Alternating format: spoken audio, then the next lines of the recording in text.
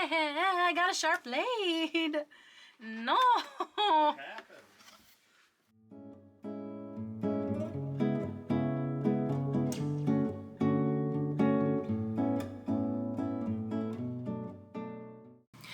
Hi everybody, welcome back to the channel.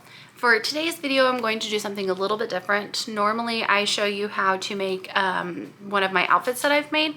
For today's video, I'm going to show you an accessory.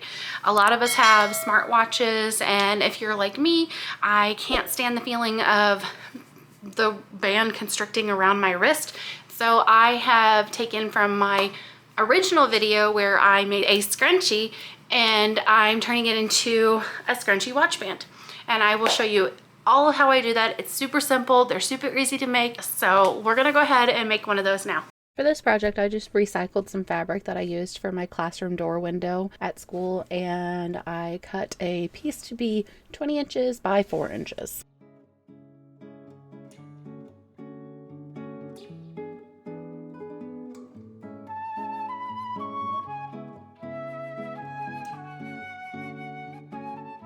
I took it to the ironing board after I cut my piece and did a memory press for the ends whenever I would fold and put the elastic in. I just took the two shorter ends and folded them over about 1/4 inch and pressed them down with the iron.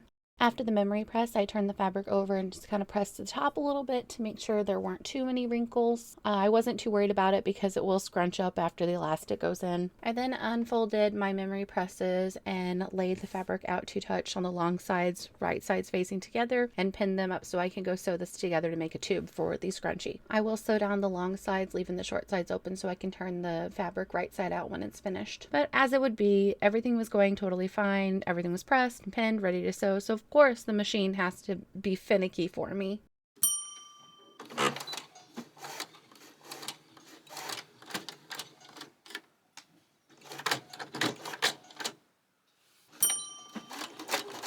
No. Come on, why?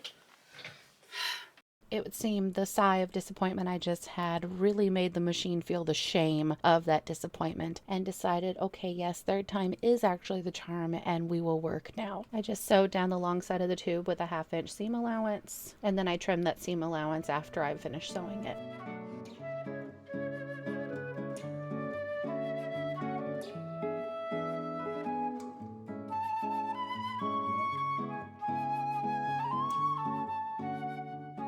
I turned the tube right side out with my loop turner, and then I pressed it flat to keep the seam on the bottom before I threaded the elastic through.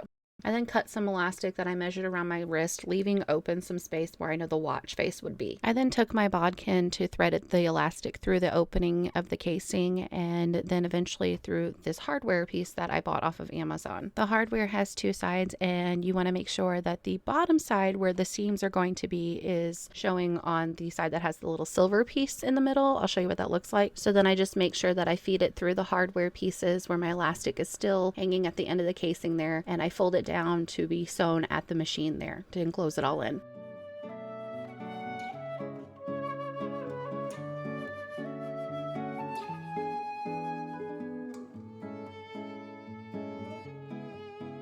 I attached the watch band to the hardware pieces on both sides, and then it was ready to be attached to the watch face. To show how easy it is to make these and how I use them all the time, I just wanted to show you a few of the ones that I have made over the course of the last couple of years. I use them for all different occasions, including a couple of them for my Disney trips. And I will show you just how easily they are to attach to the watch face when they are done.